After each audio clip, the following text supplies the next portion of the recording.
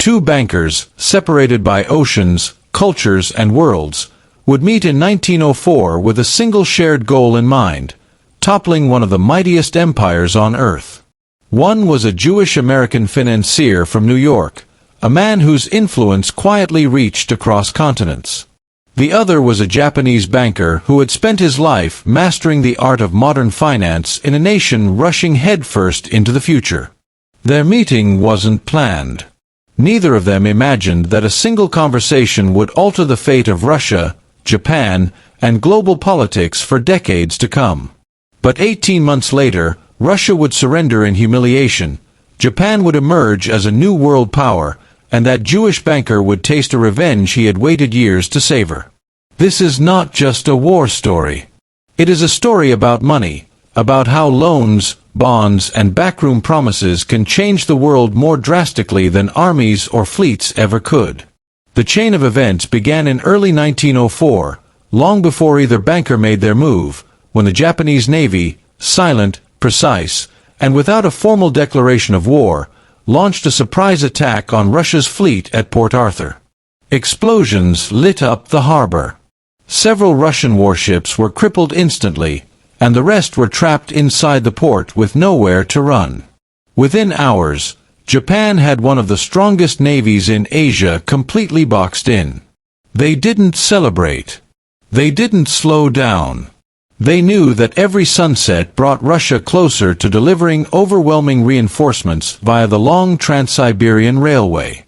A single track running across the entire Eurasian continent was Russia's lifeline. If enough troops reached the Far East, Japan's slim advantage would collapse. So Japan moved with staggering speed. By March, waves of Japanese soldiers were already landing on the Korean peninsula. Their orders were clear: move north, break through Korea, advance into Russian-controlled Manchuria, and win at any cost. The first land battle was brutal, muddy, chaotic. Soldiers clashed in trenches and forests. Men fought with bayonets as artillery thundered overhead. But Japan won. And with that victory, the world witnessed something unprecedented. The first time in modern history that an Asian nation had defeated a European power in open war. It stunned the West. But for Japan and Russia, this was only the opening act. Both nations braced for a long, grinding conflict. While Japan dug in and fortified captured ground, Russia struggled under the weight of its own geography. That single iron railway, stretching thousands of miles, became the empire's bottleneck.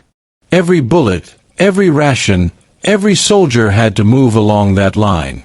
And delays mounted. While newspapers reported on battles, trenches, and admirals, the true heart of the war lay in something the public almost never saw: the balance sheets. Japan could win battles, but could it pay for them? War was expensive, and the Japanese government was bleeding money at a terrifying rate. Behind the curtains, the Bank of Japan was fighting a second war, one fought with currency reserves, interest rates, and foreign creditors. The man at the center of this financial struggle was Takahashi Korekiyo, one of the brightest economic minds Japan had produced. He hadn't set out to become a wartime financier.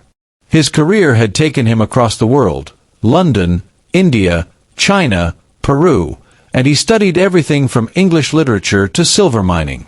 But when Japan needed a financial architect to fund a modern war, Takahashi became the man they relied on. As Japanese soldiers fought on the ground, Takahashi traveled from country to country searching for loans to keep Japan alive. He went to London, New York, and every financial hub he could reach. And everywhere, doors slammed shut. Japan was seen as an unproven nation. Banks didn't trust it. Investors feared the risk. Takahashi knew that without foreign loans, Japan's military would run out of money long before Russia ran out of men. He was discouraged, ready to return home, until he met Jacob Schiff. Their meeting took place at an official dinner in London in April 1904. Schiff was already legendary in global finance. As the head of Kuhn, Loeb and Company, he had the power to sway decisions on Wall Street and influence investments across Europe. While many bankers assessed loans by studying ledgers and profit margins, Schiff also judged morality. And his hatred of Tsar Nicholas II ran deep. Russia had tolerated, and in many cases encouraged, violent anti-Jewish pogroms throughout the empire. In 1903, the massacre at Kishinev horrified the world.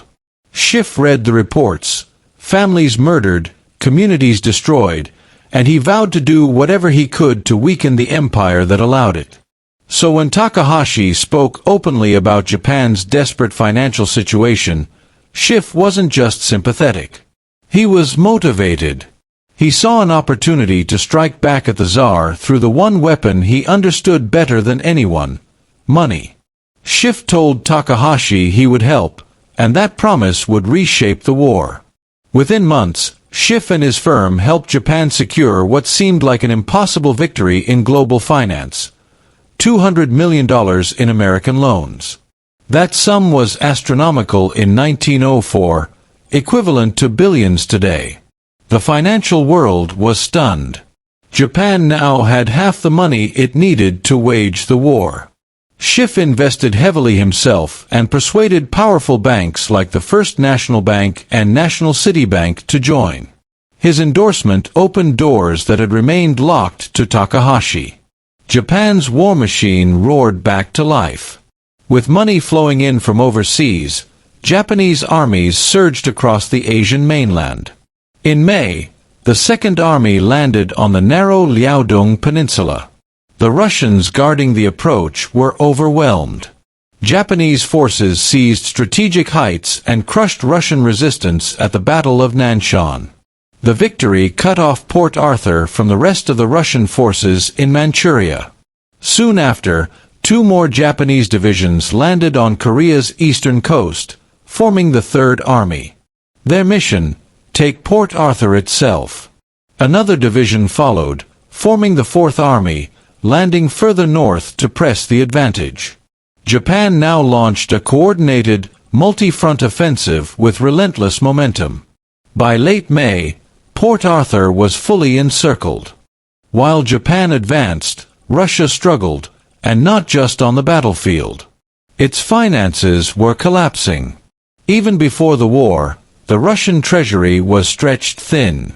Tax revenues were failing, the budget was unstable, and inflation loomed. When the war began, Russia's options for funding were limited and dangerous. The empire could either print money and risk economic chaos or borrow heavily at punishing interest rates. Either choice spelled crisis. Meanwhile, military defeats piled up. Port Arthur finally fell after a long, bloody siege. But Russia still had hundreds of thousands of reinforcements arriving at last. The decisive showdown would take place at Mukden, in one of the largest land battles the world had ever seen. Three Russian armies, over 330,000 men, supported by more than 1,500 guns, faced three Japanese armies numbering 270,000 with fewer than 1,000 guns. But numbers didn't save Russia. Japan fought with extraordinary discipline and speed. After days of brutal combat, Mukden fell. And just when Russia thought the war couldn't get worse, it did. Japan's navy annihilated Russia's Baltic fleet in a single world-shattering battle. An empire that had looked unshakable was now trembling. Back in Russia, people had reached their breaking point. Years of inequality, repression, and poverty boiled over. The humiliation of losing to Japan was the spark that ignited a nationwide uprising. Strikes erupted, protests spread, and the Tsar's authority rapidly crumbled. The country spiraled into unrest. Russia had no choice but to negotiate.